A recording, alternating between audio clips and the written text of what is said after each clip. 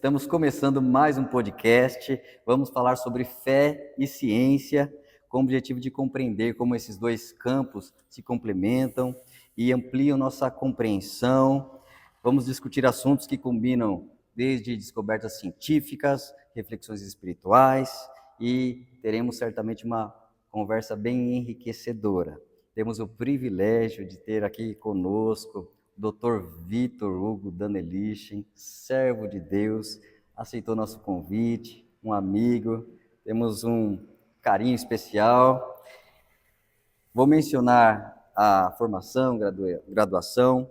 Ele é graduado em Física, ele é graduado em Engenharia da Computação, mestre, doutor, pós-doutorado em Física, professor de mestrado em Ciências Ambientais e Engenharias, tem mestrado e doutorado em Meio Ambiente e Desenvolvimento Regional, ministra disciplinas na graduação e pós-graduação, orienta alunos em nível de iniciação científica, mestrado, doutorado, tem experiência na área de ciências ambientais, com ênfase em climatologia, micrometeorologia e uso de sensores orbitais, revisor em diversas revistas científicas, nacionais e internacionais. Então tem muita propriedade para falar deste assunto e ainda é o escritor de um novo livro que está aí para ser lançado, um livro chamado Fé e Ciência. É uma imensa satisfação tê-lo aqui conosco nessa conversa. Eu agradeço o convite, Pastor Éden. Família já são amigos já da gente. E quando ele começou a falar sobre esse podcast, eu falei, vamos marcar lá, né? Vamos falar sobre as coisas de Deus, falar sobre a Bíblia, falar sobre a ciência, que às vezes parece que esses dois mundos são tão distantes, mas não são. Eles são muito interligados e está no nosso dia a dia. Então é um prazer estar aqui, podendo trocar esse papo cristão, esse papo de fé e ciência. Verdade. Será muito edificante para nós, nossos irmãos do nosso campo, que inclusive o tema da Escola Bíblica Dominical deste trimestre, na faixa etária dos jovens, é fé e ciência, evidências que apontam para Deus. Então, é um momento oportuno para nós. E soltando um spoiler, né? Coincidiu a cristocidência, né, do título ser o título do meu livro também, de fé e ciência. Legal, né? Então, vamos lá. O primeiro ponto que gostaria de perguntar é sobre a Bíblia. Esse livro antigo, de milênios atrás. E se nós olharmos a ciência e a Bíblia, a ciência é o conjunto de conhecimentos adquiridos por meio de experiências, dados, análise, fenômenos, fatos analisados para chegar a conclusões, resultados, algo bem partindo para o concreto. E a Bíblia a predisposição a enfatizar muito o espiritual, a eternidade, vida com Deus. Então, aparentemente, parece que são coisas um pouco opostas, algo mais para o concreto e o outro mais para o espiritual, e muitos acabam afirmando que são contraditórias, que se opõem, que não estão tão alinhadas assim. Então, nós podemos entender como a relação entre Bíblia e ciência. Olha, nós, como cristãos, muitas vezes a gente recorre à Bíblia como um livro somente espiritual. E por muito tempo a Bíblia foi um livro que era lido por poucos, né? Se a gente pegar a história da igreja primitiva, as primeiras impressões, poucos tinham acesso ao conteúdo que nós temos hoje com facilidade, com várias versões na internet, mas a Bíblia, ela nunca teve tão evidente nos nossos dias atuais. E quando a gente escuta falar dos acontecimentos globais, como terremotos, cataclismas, não tem como vir à nossa mente o livro de Apocalipse. E até quem não lê a Bíblia, né, sempre reflete o seguinte: olha, é o fim dos tempos, como diz o livro sagrado, né, como diz a Bíblia. Mas a Bíblia, além de ser um livro totalmente espiritual, ela é totalmente científica. Ela comprova todas as bases da ciência, desde a biologia até astrofísica, cosmologia, e estudos atuais, inclusive em desenvolvimento nesse momento, estão mostrando que a Bíblia ela é muito real. Ela é aplicada no nosso dia a dia, ela não precisa ser atualizada. E interessante que um livro que foi escrito em 15 séculos, em continentes diferentes, em línguas diferentes, falam sobre a mesma pessoa, sobre a mesma persona, que é o nosso Salvador Jesus, né? E Jesus, nos seus milagres, Jesus ele usou da química, usou da física, ele usou da matemática para fazer a multiplicação. Então, só olhando a vida de Jesus, nós poderíamos nem olhar para outros textos, mas só olhando sobre os evangelhos sinóticos, nós veríamos toda a ciência ali sendo usada por Jesus. Então, não há dicotomia, pelo contrário, a Bíblia ela nos aproxima da ciência e nos aproxima do que nós vemos no nosso mundo real, no nosso mundo físico. Legal, interessante. E alguns até rotulam, é um livro místico, de histórias, fábulas, coisas difíceis de acreditar, mas ela é recheada de dados, informações, nomes, lugares, e aí entra em geografia, entra em governantes, em tempos, impérios, informações que depois com o tempo as coisas vão aparecendo e confirmando, e não se consegue contradizer o que está lá, mostrando que é um livro não de fábulas, mas um livro histórico. A inerrância da Bíblia é algo espetacular. A gente olha desde o ponto de vista linguístico, do ponto de vista da língua, dos originais, e eu vejo com tanto cuidado que o Espírito Santo nos revelou a palavra dele, porque até na língua original nos traz informações científicas, né? Quando Deus faz o homem do barro, da sua essência, dos elementos químicos que nós somos formados. Então, procura-se, né, aí fora, tentar achar algum erro na Bíblia. E é uma tarefa muito difícil. A gente tem mais escritos sobre as personagens da Bíblia, né, sobre Jesus, do que sobre os grandes filósofos que nós estudamos, como Platão, Sócrates, Aristóteles. A gente tem mais informação sobre quem foi Paulo. E se todas as Bíblias de hoje em dia fossem, né, tiradas da terra, ou como aconteceu na época do Holocausto, do nazismo, onde muitas Bíblias foram queimadas, muitos livros, reunindo todos os livros onde há citações, nós conseguiríamos recompor toda a Bíblia. Então a palavra de Deus ela permanece ao longo de todos esses milhares de anos, por um único propósito, né? Seja para o pastor ler, e seja também para o cientista ler e ele observar de fato que as mãos de Deus fez esse livro para nos trazer informação do Criador e essa relação com o homem. Interessante. E nós entendemos também que Deus se revelou e de formas diferentes.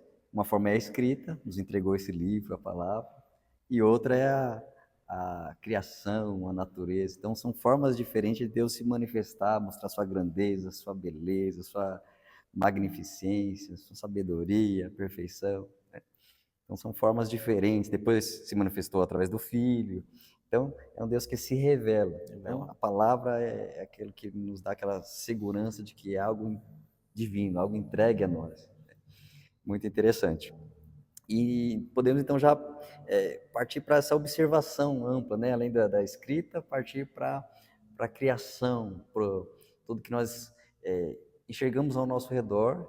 E isso vai nos fazendo pensar e refletir que há um ser supremo, um ser maior.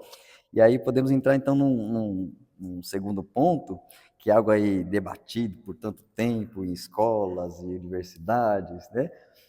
Como, então, que surgiu tudo? Né? É uma criação evolutiva? Ou é uma criação instantânea? Uma criação como narrada na Bíblia, em que vão sendo alguns dia após dia? Como que nós podemos encaixar aí o que a ciência diz e que nós entendemos no cristianismo? Olha, isso é um tema muito interessante e por mais que as nossas Nossas crianças, nossos jovens estão ali na escola lendo sobre a teoria de Darwin, a teoria da evolução, e tentando explicar o surgimento da vida, indo para a biologia, a formação de uma célula.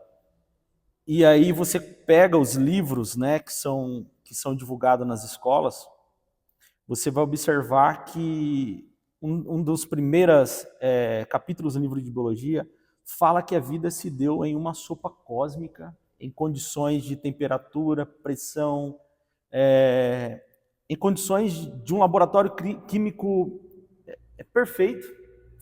E de repente, em algum momento, surgiu uma célula e essa célula foi tomando-se forma com o passar de milhares e milhões de anos até se tornar uma vida inteligente.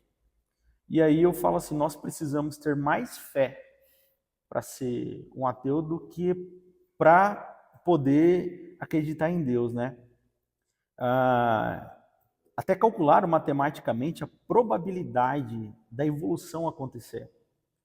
Essa probabilidade ela é tão pequena, tantos zeros, que é como se nós imaginássemos um caminhão de aquelas sopinhas de letrinhas, né? Organizado em várias caixas, e esse caminhão ele bate, capota, e de repente aquelas sopas de letrinhas se transformam em uma biblioteca lá da Universidade de Cambridge, separada por capítulos e temas das ciências. A probabilidade da evolução ter acontecido é muito menor que esse exemplo que eu dei, que foi calculado matematicamente.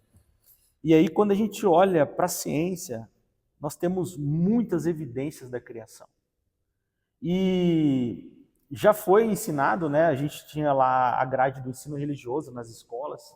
Eu cheguei a estudar ensino religioso, onde a gente vê ali o criacionismo. Interessante que o sistema de educação tirou o criacionismo e colocou numa matéria de religião, e pegou a evolução, que é mais uma fábula, e colocou dentro de uma disciplina de biologia, que é uma ciência linda, né? Estudar a vida. Então, nos últimos tempos, a gente vê tirando esse foco da criação. Em muitas escolas já não se ensina mais sobre a criação, mas nós temos muito mais evidências científicas de um mundo criado, projetado, seja por um designer inteligente, ou que nós chamamos Deus, do que acreditar que a própria evolução aconteceu. Inclusive, o próprio Darwin era um cara que estudava a Bíblia, ele era amante da teologia, tem escritos sobre isso, é só você pesquisar, você vai ver muitos escritos de Darwin, mas não tirando o mérito de observar os comportamentos dos animais, das aves. Isso trouxe muita importância para a área da biologia, né? Para a área do macro, da formação, mas de maneira alguma a evolução ela consegue, ainda que pouco, explicar o surgimento da vida. Se nós pegarmos uma única célula e olharmos a mitocôndria, né, que é como se fosse um motor, é tão complexo como esse último foguete que foi lançado pela SpaceX, né, do Elon Musk. Então, como que um motor tão pequeno, visto por um microscópio com muita dificuldade, agora que nós estamos conseguindo enxergar isso por meio do avanço tecnológico, e nós olharmos aquilo e falar que aquilo foi obra de milhões de anos. E com tanta tecnologia, a gente não consegue, de maneira nenhuma, replicar esse mesmo funcionamento em laboratório. Então, de fato, é muito difícil acreditar que houve algum tipo de evolução, surgimento da vida dessa forma aleatória. E também quando se cita a seleção natural, pelas condições ambientais, começa a levar num sentido dessa seleção e trazendo uma mudança, mas de forma alguma pode-se comprovar que há uma mudança em genética, em DNA, em espécie, né? Então não tem sentido algum você dizer que uma condição vai forçar uma mudança na genética. Então pode até haver a seleção, mas pode prevalecer uma característica ficar e sobressair em relação a outra, mas nunca aquilo virá um outro ser, outra espécie. Então totalmente absurdo, né? os estudos que foram feitos de alguma forma em laboratório tentando reproduzir a vida, né? Ou a gente fala na literatura o Frankenstein de Darwin, foram experiências frustradas aonde se colocou ali aminoácidos, que a gente fala onde a gente pode formar proteínas aí que vem a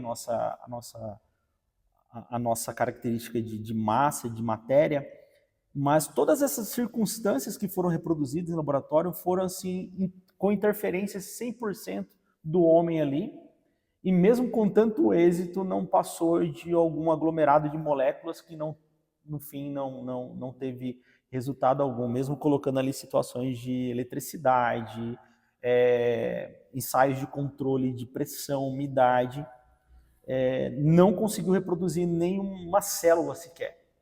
Isso é divulgado em revistas científicas, isso é propagado, mas isso já não tem mais conotação científica hoje porque não tem base e não tem comprovação, né? A gente vê que essas experiências não tiveram êxito nenhum. Então, há uma manobra da ciência hoje, é importante a gente falar isso, hoje a ciência ela é muito movida à moda, então, infelizmente, a gente vive uma realidade onde grandes grupos de pesquisas que têm um financiamento muito forte ali, né? Seja na indústria farmacêutica, em qualquer outra indústria, a ciência também ela é levada pelo aquilo que o pesquisador muitas vezes acha. Mas a gente trabalha com fatos, não é o que a gente acha, né? É o que de fato nos está mostrando os experimentos, o fenômeno. E o outro cuidado também é alguns que até podem acreditar supostamente a um Deus criador, mas também tem uma outra distorção, gostaria de lembrar, que é chamada de evolução teísta, que até é uma parte que até crê em Deus, mas acredita que Deus criou e deixou a natureza e ela vai evoluindo. Então é uma mistura aí perigosa, porque vai formando aí uma imagem de um Deus totalmente distante da sua criação, sem responsabilidade nenhuma com a criação, ela cria e se vira, aí vai evoluindo, e eu não entro mais nessa história, né? Que é outra também distorção que tem. Olha, se a gente pegar aí os grandes cientistas, né? Eu vou voltar aí 80, 90, cento e poucos anos atrás, nós não tínhamos, por exemplo, uns cientistas que eram formados em matemática, outro formado em física. Essa separação das matérias é recente, é de uma formação escolástica recente, até com origem francesa e muito empregada às vezes no Brasil, no nosso sistema de ensino. Mas quando a gente pega, por exemplo, né, um bem famoso que todo mundo conhece, Leonardo da Vinci, ele era um polímata, né? Ele estudava de tudo um pouco, estudava medicina, teologia, física, matemática, porque não há separação entre as ciências. Então, o que me leva, muitas vezes, pastor, é que quando nós acreditamos numa evolução teísta, é nós olharmos alguns artigos que estão publicados, que hoje já não têm tanta base científica, já estão, inclusive, refutados, a gente vai entrar, né, nesse tema mais posterior, mas é nós desprezarmos a Sagrada Escritura, porque quando a gente lê Salmo 33, fala que pela palavra de Deus, tudo foi criado. Ou seja, não foi algo passado com o tempo. Se a gente lê ali no hebraico, essa palavra está no presente em uma ação que é de repente. Então, no princípio, Deus criou tudo. Então, assim, vamos tirar um pouquinho as ciências exatas, né, de lado e vamos olhar os originais da Bíblia. Para quem de fato acredita em Deus, não tem nenhuma concordância da evolução com a palavra de Deus. E é bem interessante compreender aqueles que já estão se levantando cada vez mais, mostrando o criacionismo, design inteligente, que nos leva realmente a enxergar a criação, e o corpo não se adaptou para aquela condição, mas pelo contrário, o Criador fez aquilo de forma perfeita, que vai servir para viver naquele ambiente, o outro organismo feito para viver no outro ambiente, com uma finalidade, com um propósito, tudo se encaixa, tudo numa harmonia, interligado, um ecossistema.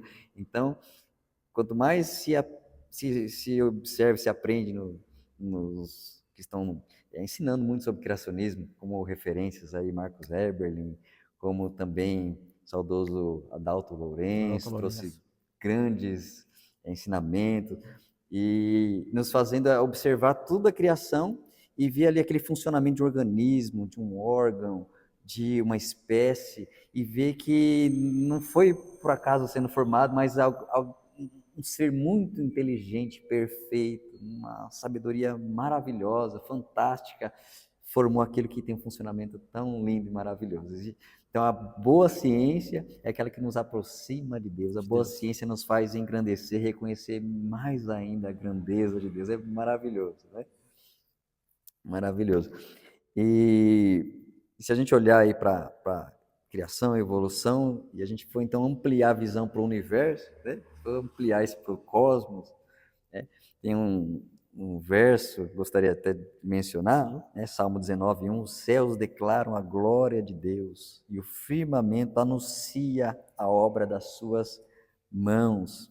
E no Salmo 8, versos 3 e 4, é expressado: quando contemplo os teus céus, obra dos teus dedos, a lua e as estrelas que ali firmaste, pergunto: que é o homem para que com ele te importes? E o filho do homem para que com ele te preocupes? Então, a palavra declarando, né, a contemplação da grandeza do universo, e aí você imagina um Deus maior ainda que criou tudo isso. Um universo tão gigantesco que não para de expandir, né? Milhões e milhões de anos-luz é o tamanho dele, incalculável, né? E imaginar que quem criou ele é muito superior. Então é maravilhoso enxergar o cosmos e imaginar a grandeza de Deus, né?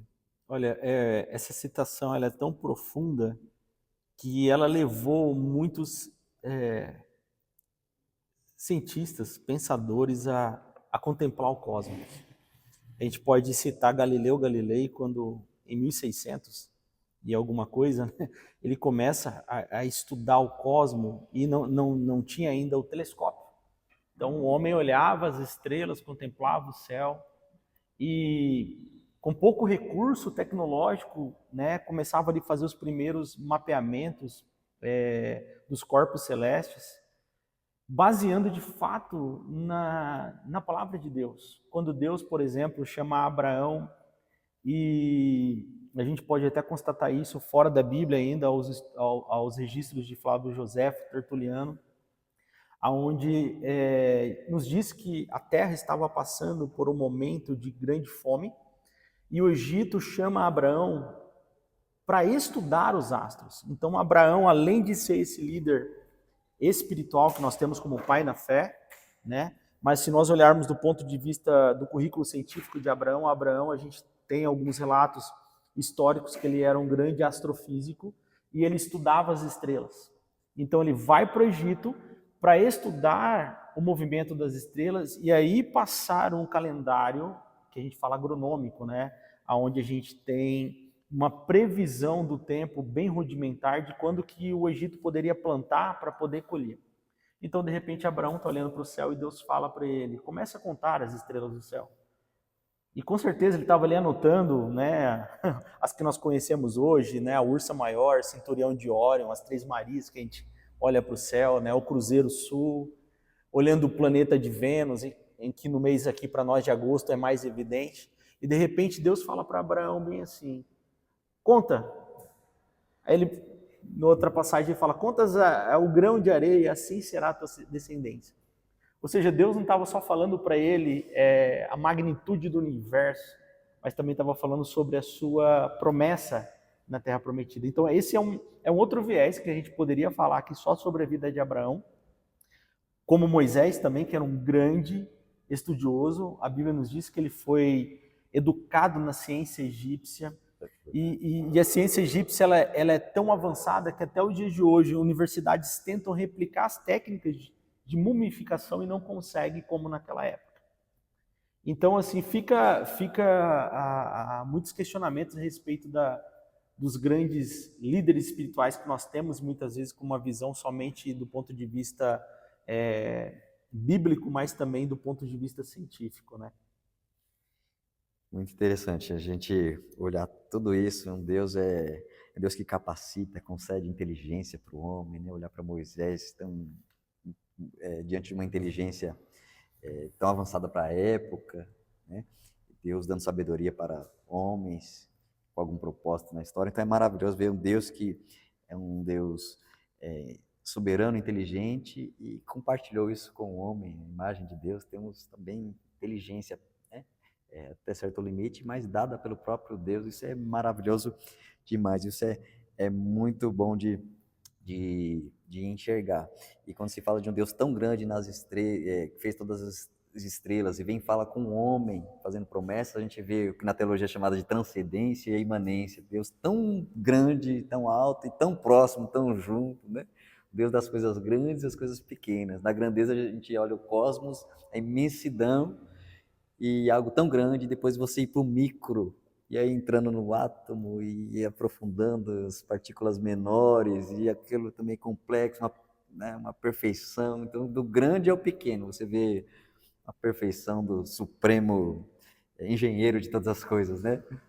E a Bíblia eu vejo também que tem muita engenharia, construção da Sim, arca, construção do sim, tabernáculo, sim. construção dos utensílios, né? Várias universidades replicaram, né? Inclusive uma universidade americana fazendo estudos de engenharia naval, replicaram as medições da arca para saber se de fato uma arca com aquelas dimensões, com aquele tipo de madeira, porque Deus ele é muito específico quando ele dá a orientação para Noé em termos de comprimento, de altura, profundidade, sobre o volume. E esses engenheiros, né, me foge o nome deles, mas eles calculam com a madeira que Deus fala, né? Se eu não me engano, a madeira de Gomer, e aí eles fazem o cálculo e chegaram à conclusão que a Arca de Noé suportaria milhões de toneladas. Então, a engenharia que Deus entregou o projeto para Noé já era uma engenharia perfeita, né? Se a gente volta um pouquinho falando sobre os cosmos, quando é interessante uma curiosidade científica que quando Galileu morre, Newton nasce no mesmo dia, exatamente. E aí, com a invenção do telescópio por Galileu, Newton começa a observar os astros. E Newton era um apaixonado pela teologia, ele estudava muito a Bíblia. Ele tem muitas publicações teológicas, que inclusive tem pouco tempo que a Universidade Inglesa publicou esses relatos de Newton falando a respeito da teologia, sobre a grandeza de Deus. E inclusive esse salmo que o senhor leu, o Salmo 19, onde fala a contemplação do salmista, olhar para Deus e falar, olha como é obra das tuas mãos. Newton ele diz isso. Ele fala, olha, olhando para os astros eu consigo ver Deus caminhar. E Newton, assim, quando a gente olha na física, nós dizemos que tem uma física até Newton e tem uma física depois de Newton. A gente tem uma divisão entre a física clássica, que é até 1700 e alguma coisa, quando Newton falece, e a gente tem a formação da física moderna, que é a física quântica, onde a gente entra nessas partículas elementares, onde a natureza tem comportamentos diferentes. Mas se nós olharmos os astros, o universo como um todo, os aglomerados, as nebulosas, né, tantos corpos celestes, e ver a formação, por exemplo, da galáxia em espiral, e a gente olhar o núcleo atômico, o modelo atômico, você vê muita semelhança entre algo muito pequeno e algo muito grande. Então isso não é coincidência, né? Deus de fato deixou a sua assinatura, a gente fala ali a sua impressão digital na sua criação, e Romanos fala isso, né? Deus deixou de forma exposta para o ser humano, na sua natureza, a sua impressão digital. Interessante. Quanto mais o homem ir longe e avançar, ele vai contemplar e ver a grandeza de Deus. Inclusive, lembro agora da passagem bíblica do livro de Jó, onde é tratado um dilema, o sofrimento humano, e Deus se manifesta para falar com ele, e Deus começa a perguntar, faz perguntas, e nessas perguntas Deus está trazendo ele para reflexão, e as perguntas são sobre a sua criação, perguntando sobre o fundamento da terra, os mares, as águas, os animais, os limites, tudo funcionando, e pergunta para Jó como Jó estava no seu sofrimento, questionando e fazendo muita indagação do porquê daquilo, e não faz sentido na cabeça do homem, e ele questiona, e Deus, nas suas perguntas, fazendo ele observar a natureza, o funcionamento, o mecanismo de tudo de modo tão perfeito, só faz o homem recuar nos seus questionamentos, sua reclamação, sua falta de fé e voltar e ter segurança de que há um soberano que é tão perfeito, que está no controle de tudo, que sabe o que faz, sabe como fazer, por que cada coisa funciona do jeito que Do tem que jeito que tem que funcionar, funcionar. e que se ele está sofrendo, tem um propósito, faz parte da Sim. vida. Então é muito interessante, Deus aparece, pergunta, em vez de só responder a pergunta, as reflexões são as respostas que ele precisava. A gente pensa assim, parece uma terapia que Deus faz com Jó, né? E Deus revela algo muito profundo do ponto de vista científico no livro de Jó. Quando ele fala para Jó assim, quem estende o vazio do norte ao sul? E aí a gente vê a primeira evidência da gravidade. O que sustenta os astros, os planetas, o Sol, as estrelas, se é no vazio? E a Bíblia dá o nome isso de matéria escura, energia escura. A gente olha o universo, a gente tem tantos astros, tanta matéria, hidrogênio, hélio, entre outros compostos químicos, mas mais de 95% do nosso universo é matéria escura, ou seja, aquilo que nós não enxergamos e não sabemos o que é. A física ainda não chegou num final, num conceito do que é essa matéria escura, do que é a gravidade, o que é essa força que de fato segura o homem.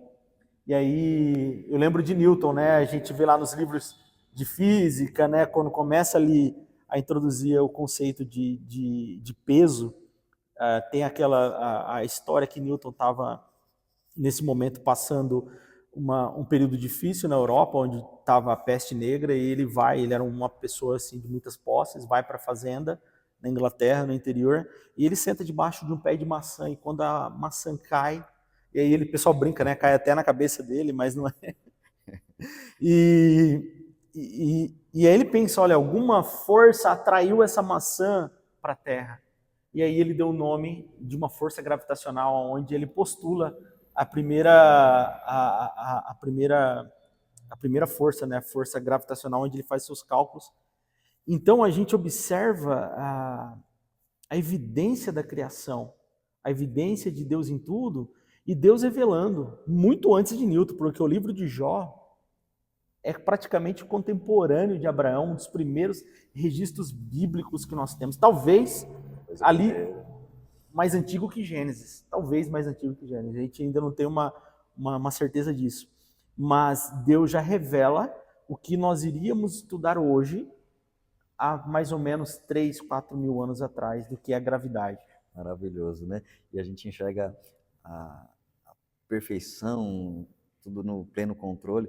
Se a gente observar o planeta Terra e a nossa vida, né? As condições perfeitas, né? A força gravitacional na medida certa, a distância do Sol na medida certa, o oxigênio, a água, o efeito estufa, e essa força gravitacional, satélite natural ao redor da Terra. Então, tudo de uma maneira tão engenhosamente perfeita para que haja possibilidade da vida humana, e que você não acha essas condições, se for em probabilidade, não vi essa conta ainda, mas deve ser uma coisa muitíssimo improvável de ter essa mesma coisa em algum outro lugar. Né?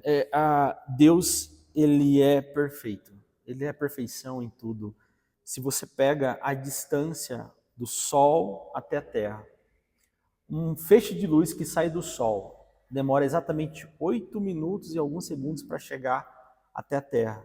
Nós recebemos essa radiação desde o momento que o Sol nasce para nós, até o Sol se pôr, aquele final da tarde. Mas essa onda que chega até o planeta Terra nos faz ter aí todas as atividades físicas, químicas, realiza fotossíntese, regula o efeito atmosférico, balanço de carbono, balanço de hidrogênio. A gente tem uma perfeição na nossa atmosfera que é até difícil de criar em laboratório. A gente tem aí 21% de oxigênio na nossa atmosfera, que permite com que o ser humano, os animais respiram, realize as trocas gasosas. A gente tem 71% aproximadamente de nitrogênio, 1% de água e alguns outros gases aerossóis que a gente fala.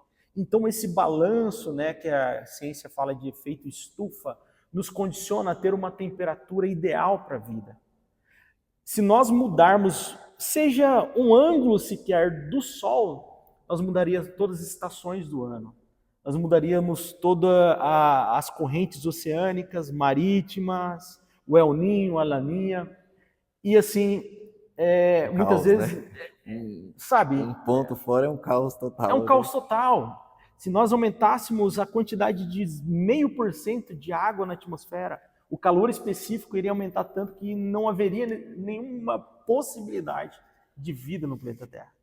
Então, olha, mais uma vez eu falo, tem que ter mais fé para ser um ateu do que É acreditar verdade, na palavra é de Deus. verdade.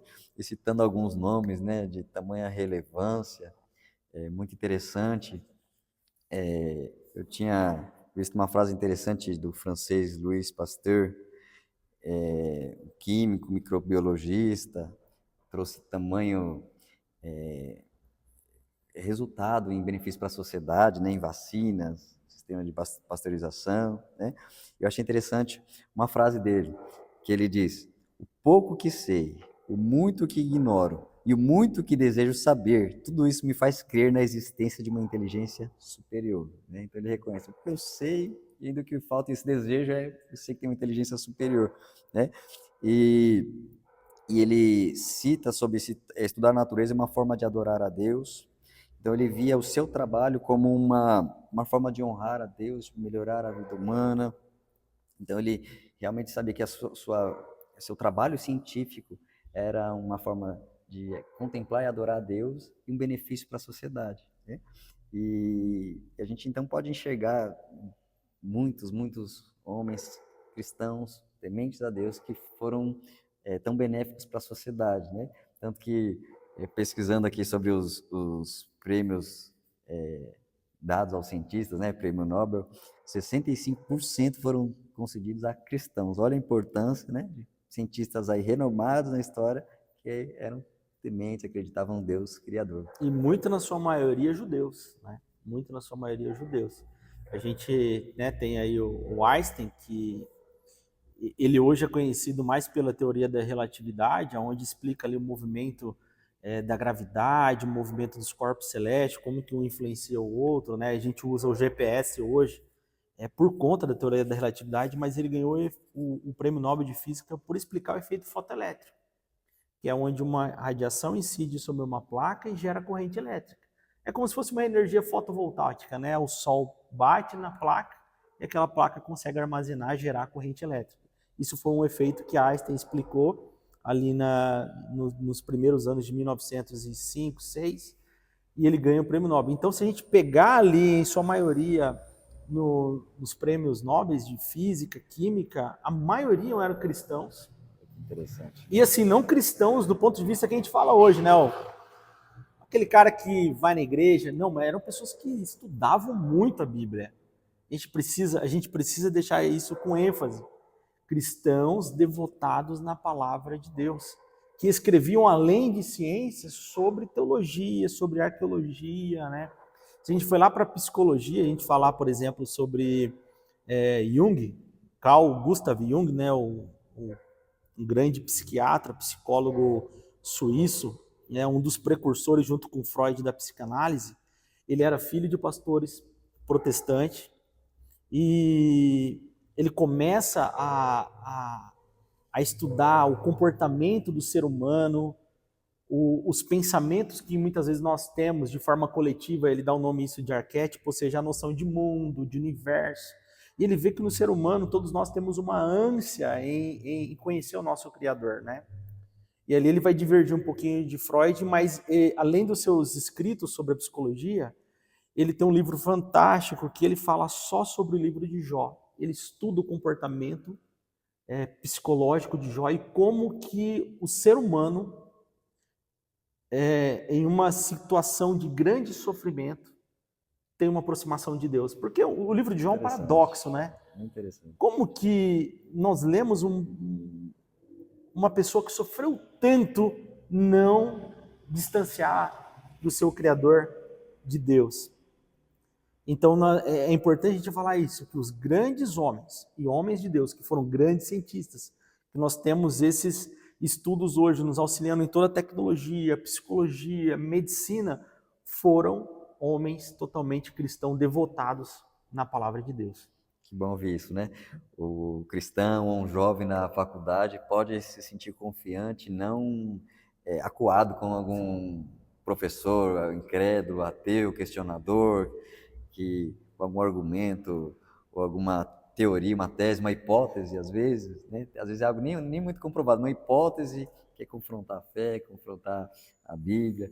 Então, como servo de Deus, podemos confiar, podemos ter convicções que realmente não tem como provar o contrário, mas conhecendo a Deus, servindo a Deus, temendo a Deus, estudando a palavra e se dedicando à sua área profissional, Deus te dá inteligência, capacidade Deus revela. para aprofundar, avançar. É interessante nós pegarmos as últimas descobertas científicas, tá? Por exemplo, a descoberta de micro-ondas que a gente utiliza hoje em casa para fazer uma pipoca, esquentar um alimento, né? Foram descobertas feitas por acaso no laboratório, né? O engenheiro Carrier passou ali com uma barrinha de chocolate em frente um, um canhão de micro-ondas no laboratório, ele percebeu que a barrinha de chocolate derreteu, foi por acaso que descobriu. Então a gente olha algumas invenções que de fato Deus deu para o homem ali. Ele, olha, vai por esse caminho, tentativa e erro, postulado científico, né? Eu tenho uma hipótese, será que isso vai acontecer? Eu vou repetir, se não acontecer, eu vou deixar aquela hipótese de lado, vou para uma outra hipótese. E aí vai tendo um método científico que Francis Bacon construiu, onde são tentativas e erros, de repente a gente chega no fenômeno sendo concretizado. E muitas vezes isso parece até mágica, né? Poxa, como que a invenção, né, do ar-condicionado, até confundiu o Carrier, na verdade é o que descobriu o ar-condicionado. Como que a gente consegue tirar umidade do ar e de repente cair a temperatura do ar? Então foram invenções que não foram assim pensadas, olha, eu vou criar um micro-ondas, vou criar o ar-condicionado. Foram invenções que acabaram acontecendo dentro de um laboratório. Até a descoberta do elétron foi algo assim por acaso. Estava ali no laboratório e de repente descobriram que alguns feixes se comportavam de maneira diferente e começaram a averiguar e de fato, olha, existe uma partícula que não tem massa. E aí até hoje a física tenta explicar como que pode uma partícula se comportar como uma onda. E aí entra a física quântica, que é um mundo muito doido da ciência, né? Então, o ser humano não acordou e de repente fala assim, vou descobrir o elétron, vou descobrir o micro-ondas, vou fazer grandes invenções. São tentativas e erros. A gente pode citar até um grande inventor americano, Thomas Edison, né, que foi inclusive estudado por muitos escritores, né? E ele dando uma entrevista, né, muitas invenções são atribuídas a ele, aí tem uma série de discussões, quem que inventou a lâmpada, mas vou dar o exemplo da lâmpada, né, se atribui a Thomas Edison. Ele fala que muitas das suas invenções foram tentativas e erros. Ele sabia que de alguma forma dentro do laboratório iria surgir com aplicação científica, mas também com uma fé, acreditar que algo de novo vai acontecer e de fato acontecia. Interessante, hein? Muito interessante. E se a gente então partir por um outro lado, que essas descobertas vêm pelas leis da física, as leis químicas, leis das propriedades dos materiais, aí são as leis estabelecidas por Deus, que define e elas acontecem, mas também sabemos que a intervenção de Deus parte para o outro lado. E aí podemos chamar, e a Bíblia chama de milagre, onde Deus, de alguma forma, decide com seus propósitos interferir, mudar alguma coisa, porque Ele tem objetivo nisso, né? Como que a gente pode relacionar aí ciência e milagre? Olha, quando a gente fala o termo lei da natureza, é um termo muito forte, ou seja, é algo que não pode ser violado de maneira alguma no contexto terrestre aqui. Vou falar aqui das leis do universo, das leis da física, e aqui nós conhecemos, né, com mais facilidade as 3 leis de Newton, né? A primeira lei, a lei da inércia, a segunda lei, a lei da força, e a terceira lei de ação e reação. São leis que o universo que nós vivemos são regidos por essas leis. Então, tudo que eu jogar, de alguma forma, pela gravidade, vai cair. Isso é uma lei, não tem como eu quebrar essa lei. Mas quando acontece algo no nosso universo que foge da obediência, aí eu falo, dessa assinatura de Deus, a ciência não tem uma explicação. Como que esse laboratório perfeito teve a sua lei quebrada? E aí eu imagino que é Deus colocando o seu dedo e realizando o que nós chamamos de milagre. Como que uma pessoa, por exemplo, que está com câncer terminal e não tem nenhum tratamento na medicina, ela é curada de forma instantânea. Há casos, né? Eu posso citar até um grande cientista, Dr. Francis Collins, onde ele escreve o livro A Linguagem de Deus. Ele foi autor do projeto Genoma Humano, que eles codificaram todo o DNA humano. E nessa descoberta de codificar o genoma humano, ele encontrou a Deus. Ele falou, olha, não tem como eu não olhar a codificação do DNA, da genética, e não olhar para um agente criador. Porque as equações são perfeitas. A combinação dos aminoácidos é perfeita. A timina, a guanina, a citosina, a uracila, as combinações são perfeitas. Aí alguém pode dizer assim, voltando um pouquinho na evolução, olha, nós carregamos aí 98% de semelhança do chimpanzé, o ser humano veio de chimpanzé. Mas eu falo, olha com um pouquinho mais de paciência, de cautela, de observância nos estudos. Se você pegar um rato, nós vamos ter mais de 95% de semelhança. Nós somos mamíferos. Só que como que foi feito esse estudo? A quantidade de material genético era muito pequena, a codificação era muito pequena, com milhões e milhões de combinações. Então, uma combinação, que aí a gente fala na matemática, na estatística, ela muda todo o cálculo. Ou seja, o que nos diferencia, por exemplo, do gênero masculino e feminino, macho e fêmea, é o cromossomo XY e XX. Uma letra, uma matemática, mas muda tudo. Verdade. Se eu pegar, por exemplo, o síndrome de Down, né, uma deficiência, um cromossomo a mais. O autismo, por exemplo. Então, assim, uma codificação muda todo o contexto da matéria. E Deus, ele trabalha dessa forma. Mas quando há uma quebra dessas leis, aí, de fato, não há uma explicação científica e até os cientistas vão dizer que o milagre acontece. E se a gente olhar na Bíblia, a gente vê a Bíblia recheada de milagres, né? E eu posso citar um aqui que está bem no contexto de fé e ciência, quando, por exemplo, há lá no livro de Josué, quando ele ora, né? O sol para. O sol para, né? E a gente lê lá em Josué, se eu não me engano, salvo engano, capítulo 10, onde fala que o sol se deteve e a lua se deteve. E aí, em 2017, cientistas físicos da Universidade de Negev, em Israel, fizeram um cálculo e descobriram exatamente, há 1000 e poucos anos antes de Cristo, no dia tal, eu não me recordo exatamente, vocês podem pesquisar, essa pesquisa divulgada na internet, em vários papers científicos, há exatamente 16h28 da tarde. Nesse dia houve um eclipse na Terra. Exatamente no local, eles calcularam até o local onde estava acontecendo, e foi constatado que era onde estava ocorrendo a batalha, né, com o povo ali de Israel. Então, nesse momento, o que aconteceu? Vou falar do ponto de vista científico. A Lua ficou na frente do Sol e houve um eclipse, que durou praticamente o dia todo. E recentemente também fizeram os cálculos, o pessoal da NASA fez os cálculos e chegaram exatamente nesse dia, nesse local. Então, nesse dia exatamente, Deus interferiu na sua lei. Ele escutou a oração de um homem justo e mudou o comportamento ali atmosférico dos astros Sol e Lua para beneficiar o povo de Israel.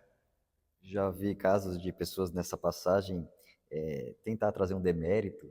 Olha, mas como o sol parar, a lua parar, não é ele que se movimenta, né? E é uma questão bem simples, né? Ali é narrado o ponto de vista do observador, aquele que está aqui embaixo, na situação, na cena ali de luta, a situação, a cena para ele parou aqui, parou lá. Agora, por detrás, numa visão macro total, é que se entende que aquele que criou todas as leis, mecanismo, funcionamento do universo é o que pode determinar em algum momento uma rotação, uma movimentação diferente, um eixo, é quem pode interferir ali no momento. Então é questão de quem quer achar defeito, né? Então muitas vezes quem tenta trazer um defeito na Bíblia, muitas vezes é só parar com a atenção e ver a interpretação, o ponto de vista, você vai ver que não tem erro. E o interessante, pastor, é que toda vez que nas Sagradas Escrituras mostra um milagre, Deus ele faz questão de colocar evidências científicas ali. Nesse acontecimento mesmo de Josué, ali o escritor diz Sol, astro maior, diz a Lua também, e para que aqueles que calculassem, duvidassem, isso estava registrado além da Bíblia no livro de Jazar, no versículo seguinte. E o que era o livro de Jazar? Era um livro babilônico, como se fosse um jornal da época.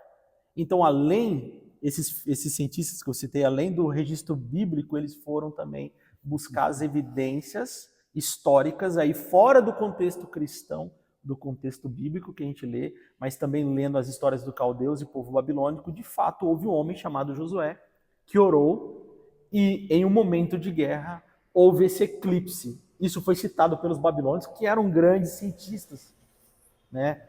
A gente lê, por exemplo, hoje se discute muito na internet que a Terra é plana, né? Olha, a Terra é plana, o mundo é plano, e tem gente gastando dinheiro para provar que a Terra é plana. Se a gente pegar a história, há mais ou menos aí 300 anos depois de Cristo, né? Um cara chamado Erastóstenes, ele observou lá na Alexandria, na região do Oriente Médio ali, em que determinada época do dia, o fundo do poço não tinha projeção de sombra. Então, ele observou que à medida que o sol se movia, a sombra também se movia. E aí ele pagou um cara para andar tantos quilômetros até a distância dele, lá X, eu não vou entrar aqui para não tomar tempo, mas foi feito o cálculo naquela época, sem computador, sem nada, e de fato provou-se que a Terra é redonda com uma precisão tão grande que nós temos hoje, com satélites orbitando em volta do nosso planeta Terra e nos trazendo dados que comprovam esse cálculo que foi feito naquela época. Então, assim, e a Bíblia também, voltando um pouco para a Bíblia, a gente lê em Isaías 40:22, onde o Senhor fala que o Senhor está sentado sobre o globo, algumas traduções cúpula, ou sobre outras traduções circunferência do planeta Terra. Isaías foi escrito há mais ou menos 700 anos antes de Cristo, muito antes de Erastóstenes provar que a Terra é redonda, e Deus já nos falava na sua Sagrada Escritura que a Terra era redonda. Maravilhoso. Então você aí não gaste dinheiro tentando provar que a Terra é plana. Não precisa, né? Já está na Bíblia, Já está na Bíblia. Confia nela, pode confiar, né?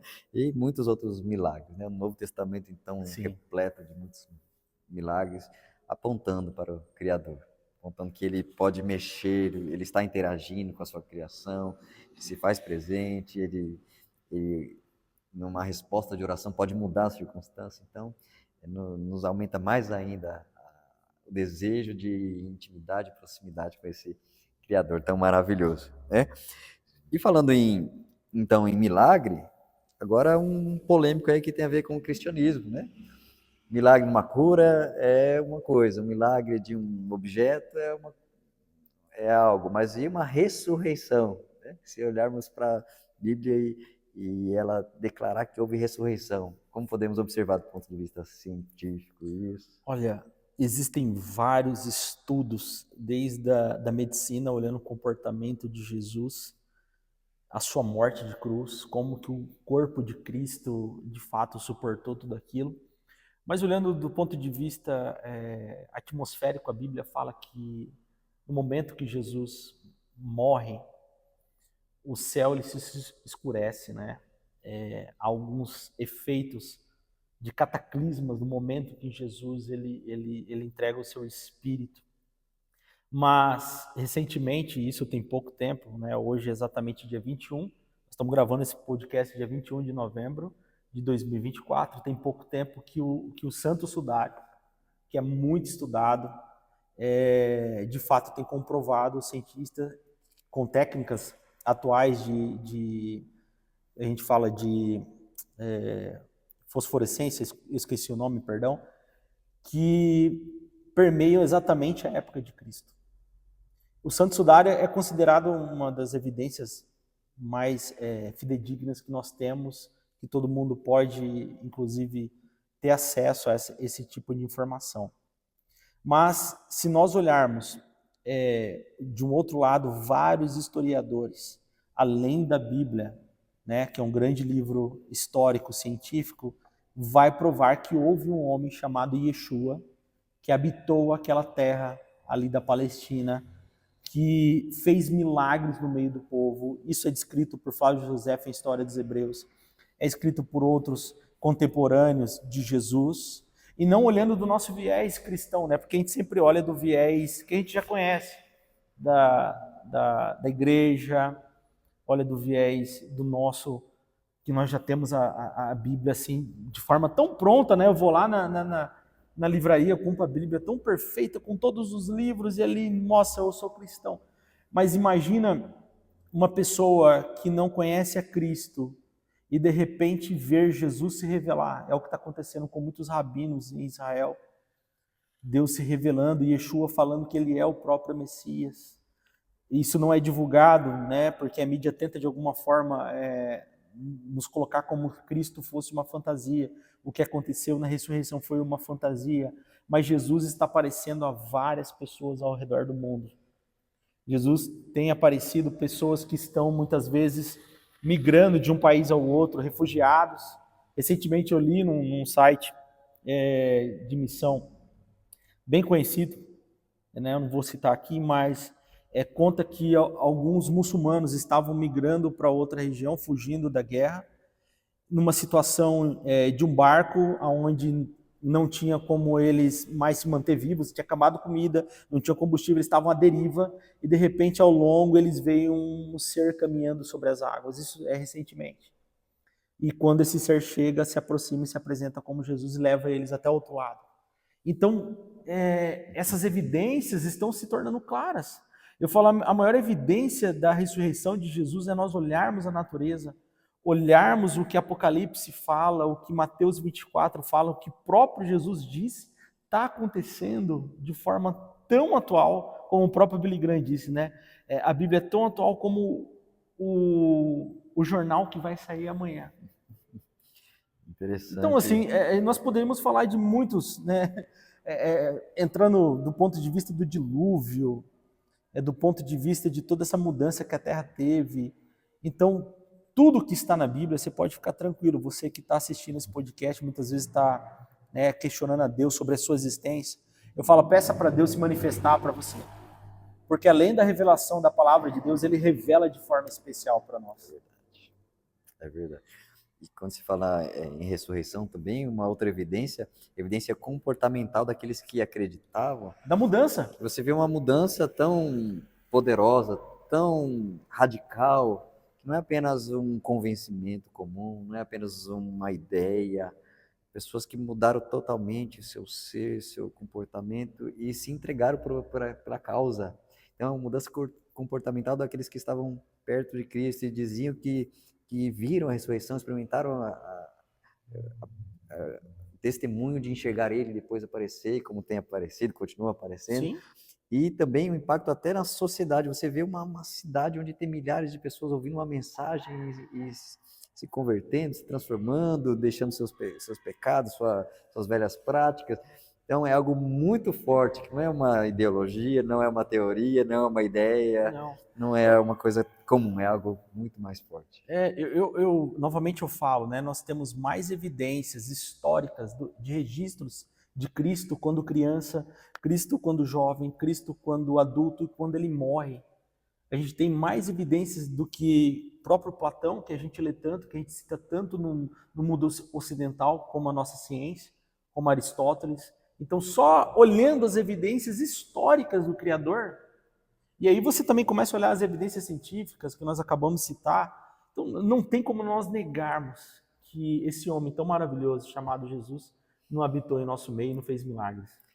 E isso já nos traz para outro pensamento, que nos faz refletir sobre sentido de existência, propósito. E quando você olha para Cristo, ressurreição, o que ele prometeu e disse estar vinculado a isso, que é o que é mais profundo, é perdão, é vida, é salvação, já traz para sentido de existência. Porque, do ponto de vista, então, de ciência, se olhar para uma evolução, para uma ausência de um criador, nós somos matéria que simplesmente existimos e logo deixaremos de existir sem sentido algum, sem propósito algum. Isso deve ser uma coisa tão ruim para aquele que estiver imaginando um fim de vida e não tem nada de esperança.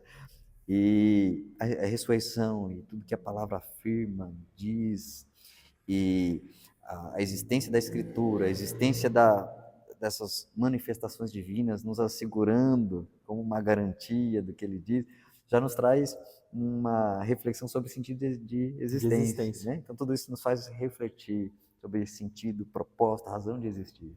Um grande pensador, né? Vou fugir um pouquinho da Bíblia, vou olhar para a história e para a filosofia, Descartes. Ele disse uma palavra muito que a gente utiliza, né, no nosso dia a dia: penso, logo existo. E é muito profunda quando a gente analisa essa frase, penso, logo existo. Porque nós só temos existência, só temos a noção de que nós existimos quando a gente olha para a nossa alma. E nós temos a capacidade de somarmos números. Por exemplo, a matemática, ela não está na natureza, ela está na nossa mente. Como que a matemática, que é uma linguagem, uma ciência, funciona no nosso mundo da cognição, da psique, e ela é aplicada no mundo real? Como que 2 mais 2 é 4, tudo bem, uma formulação simples, a gente aprende isso, mas quando a gente aplica isso no mundo real, como que somando duas pedras dá né, o número 4, por exemplo? Então isso surgiu da mente humana. E aí a gente começa a entrar um pouquinho na neurociência, explicar como a alma entra no ser humano, né? Como que nós temos as primeiras lembranças de quem nós fomos ali quando a gente tinha 2, 3 anos, como que o nosso cérebro começou. Mas aí a gente volta para a Bíblia, que responde todas essas questões. A Bíblia vai responder e vai confortar o ser humano no seguinte: de onde eu vim, quem eu sou e para onde eu vou. Os 3 significados da Bíblia, da existência humana, a Bíblia explica.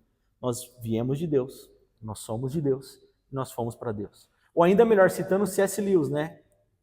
Existe um sentimento em mim que eu não sei explicar. A única explicação lógica para isso é que eu fui feito para outro mundo.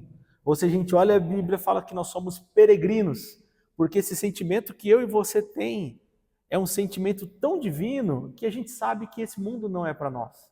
A gente foi feito por uma alma eterna. E aí a neurociência vai chamar isso de uma neuroplasticidade, onde os neurônios vão começar a se formar, e essa formação ela não para. Antigamente acreditava-se que os neurônios formassem até uma certa idade, e quando a pessoa ficava idosa parava. Não, o ser humano ele continua formando neurônios, estudando, aprendendo. A gente tem a capacidade cognitiva de aprender novos idiomas, novas línguas. A música, a maior manifestação da inteligência de Deus no ser humano. Então, assim, não tem como a gente falar que tudo isso é algo assim... apenas matéria. Matéria, por acaso? Esse desejo que nós temos como ser humano é a essência de Deus. Não tem outra explicação. Não somos apenas um punhado de células e moléculas reunidas com um monte de substâncias químicas, físicas ali funcionando, que está dando tudo isso, né? Memória, pensamento, sentimento, desejo e sede de eternidade. É algo realmente algo superior. O ser humano não quer morrer. O ser humano ele não foi feito para morrer. E é por isso que aqueles que tomam consciência que a alma é eterna, eles escrevem muito, produzem muito conteúdo. Por isso os grandes pensadores deixaram muita ciência, muito livro, porque eles sabiam que eles iriam um dia morrer a matéria. Mas os seus pensamentos, o que sua alma clamava, está registrado. Não somos apenas um corpo, né? Somos uma alma que estamos em um corpo. É passageiro, é transitório. Então, a revelação da palavra de Deus nos esclarece tudo isso, podemos ficar tranquilos, confortados, com esperança, não ficar angustiado com o amanhã. Não. Aquele que está em Cristo fica tranquilo, isso traz paz. Né? Traz paz. Traz uma satisfação maravilhosa, e tudo isso é graça, é favor de Deus, é bondade de Deus. Isso é muito bom. E como nós falamos aqui de comprovações, de confirmações, nós não precisamos, quando se experimenta a Deus, não precisa dar confirmação, por exemplo, de uma arqueologia. Ah, agora eu vou crer porque foi encontrado. Não, eu já creio, e tudo aquilo que vai sendo encontrado vão sendo confirmações daquilo que cremos, confirmação do que já estava na palavra, confirmação desse grande Deus, né? Então é outro vasto caminho de pesquisa que é a arqueologia. Então, é muito interessante, né? Você gostaria de comentar algo sobre essa parte arqueológica? Olha, esse é um tema bem amplo. A gente poderia ficar aqui horas falando só sobre o dilúvio, sobre as evidências. Eu falo, olha sobre as formações rochosas que nós temos, as tectônicas de placa. Como que o planeta Terra, se você pegar o planeta Terra, né, o mapa mundi que nós utilizamos, tem uma linha que divide o planeta, onde a gente chama ali das cordilheiras. Então, um dia, todo esse nosso continente ele foi um continente só, isso a ciência chama de Pangeia, era um único continente, e de repente elas se chocaram e houve uma expansão. E ali a gente lê também, o salmista fala que houve um momento na Terra que a chuva ela caiu, mas também a grande quantidade de água veio de baixo, de reservatórios. Isso, se eu não me engano, está lá em Salmo 33. Então, se nós olharmos só a parte de geologia do planeta Terra, ela já explica as evidências de Deus. Se nós olharmos o campo magnético, por exemplo, hoje a gente tem o GPS no nosso celular, a gente tem a bússola que nos direciona para o norte, para o sul, e graças ao campo magnético da Terra. O campo magnético da Terra está em constante movimento e é uma energia que nós não enxergamos. Essa força magnética que a gente chama, né, provocada pelo planeta Terra, existe, nos mostra a direção, mas nós temos observado que com o tempo está diminuindo essa atividade. Isso também é uma evidência de uma Terra jovem. Então, se a Terra fosse tão antiga, né, como os evolucionistas falam, como os defensores do Big Bang falam, inclusive até puxando um pouquinho sobre isso, né, o grande propagandista do Big Bang era um padre, era uma pessoa que estudava as escrituras, né, e ele não deu o nome da teoria do Big Bang. Esse nome foi cunhado depois pela mídia. Então, quando nós observamos toda a natureza de uma forma geral, a gente vê evidências. Bom, voltando um pouquinho para a questão da arqueologia, a gente vê descobertas recentes do Mar Morto, livros, né, manuscritos praticamente originais do livro de Isaías, do livro de Ezequias. Foi encontrado recentemente um anel que pertencia ao reinado de Ezequias, você pode pesquisar. E se você acessar aí os sites da Universidade de Israel, você vai ver recentes descobertas, né?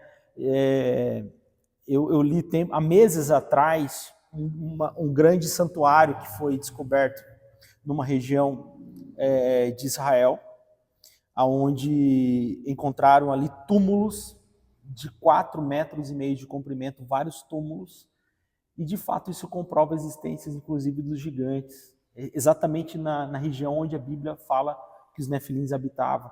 Então, essas evidências, elas cada dia mostram mais para a gente. A gente pode ficar falando horas sobre evidências escritas, né, que a gente vê, mas olhando, eu falo, olha a própria natureza, olha a própria descrição de Deus dizendo para o homem, olha, eu estou aqui, eu estou em uma simples borboleta que veio de uma lagarta, eu estou no simples canto de um pássaro. Há tanta complexidade, né, por exemplo, na comunicação das baleias, dos golfinhos. Quem deu sabedoria aos animais, deu comunicação, deu linguagem, deu capacidade de se comunicar. Então, a gente fica muitas vezes tentando buscar alguma coisa concreta, como Tomé, né, de encostar na mão de Cristo, e de repente Jesus está falando, eu estou aqui com vocês. É verdade, verdade. Muito interessante. Hoje eu fiz questão de vir até com uma Bíblia de estudo arqueológica. Olha aí. É bem interessante que são tantos e tantos objetos, confirmações, cidades, lugares, e é algo que a gente sabe que quanto mais escavar, mais procurar, mais averiguar, mais vão surgir, mais confirmações vêm. trazendo aquela confirmação que nós já acreditamos, mas mais uma vez reforçando a credibilidade, a autenticidade de ser um livro verdadeiro, histórico, divino, maravilhoso e que nos faz parar para refletir que estudar ciência e conhecer a Deus por meio da sua palavra, podemos chegar à conclusão aqui que jamais são caminhos distantes, muito menos opostos, mas que se completam, né? O ser humano vai sendo completo na sua satisfação estar perto de Deus através dos meios científicos e da palavra. Então, podemos ver que realmente fé e ciência se complementam e engrandecem cada vez mais o nosso Criador. Então, gostaria de partir para as considerações finais, se você quiser fechar com algum ponto que queira acrescentar. Olha, eu fico muito feliz pelo convite, pastor, de estar aqui podendo falar sobre esse tema, né? Que a gente acaba falando dentro de universidade e trazer esse tema para dentro da igreja, não igreja concreta, mas igreja que somos nós. E começarmos a falar nos púlpitos também sobre ciência, sobre uma ciência de Deus. De fato, toda ciência é uma ciência de Deus, né? Você mesmo citou Luiz Pasteur, onde ele fala que a ciência nos aproxima de Deus. Quanto mais eu estudo, mais eu aproximo de Deus. Ou como Newton, quando olha lá o céu com um telescópio, ele observa os dedos do Criador. Como Galileu defendeu até o último momento, que foi inclusive indicado sentença de morte pela Santa Inquisição, mas grandes homens, cientistas, grandes pensadores, eles chegaram à conclusão que de fato existe um Criador. Então a gente precisa hoje, né, trazer de volta essa essência que nos aproxima de Deus. Olhar para as Sagradas Escrituras e ver, de fato, esse livro que foi escrito há tanto tempo, esse livro que tem vários idiomas, ele nos traz uma palavra viva e está disponível para nós. Deus, ele quer falar conosco. E falando sobre evidência, sobre arqueologia, a maior prova disso é a própria língua hebraica. Por tanto tempo, né, tentou-se exterminar essa língua sobre a face da terra. Exemplo, vou aqui mais recente, né, o Holocausto, o nazismo matando todo judeu, tentando abafar, e a língua cada vez mais forte, a cultura judaica cada vez mais forte. Então, não tem probabilidades, né? A gente vê tantas línguas indígenas sendo exterminadas, mas o hebraico se manteve, a cultura hebraica se manteve, a palavra de Deus ela se manteve no seu original, com o único propósito, Deus falar conosco. Então temos várias evidências. Então é isso, agradecer ao convite, fico muito feliz de estar aqui, podendo falar sobre fé, sobre ciência, sobre o reino de Deus. E a gente acaba, às vezes, fugindo um pouquinho do tema, falando mais da Bíblia, mais da grandeza de Deus do que falando sobre ciência. Mas é aquilo que nos traz esperança. Falar daquilo que nos traz esperança é gostoso, né? A gente sabe que é a nossa razão, é a nossa fé, e nós sabemos que nós encontraremos o autor de tudo isso. Estaremos com Jesus querendo saber, Senhor, como que o Senhor fez os átomos? Como que o Senhor fez as galáxias? Aonde estávamos nós quando o Senhor formou tudo isso? Tem muitas perguntas que eu quero fazer para Deus e a gente vai ter a eternidade toda para descobrir. Verdade, teremos uma eternidade para aprender. Sim. Mais e mais, e Deus é infinito, maravilhoso, será maravilhoso mesmo. Quero agradecer imensamente a presença para contribuir conosco de maneira tão enriquecedora. Aprendemos muito, fomos muito edificados, muito conhecimento. Sei que o tempo, se poderíamos estender muito mais, temos muita coisa para ouvir. Então, somos muito gratos ao doutor Vitor, irmão Vitor, servo de Deus, obreiro, bênção.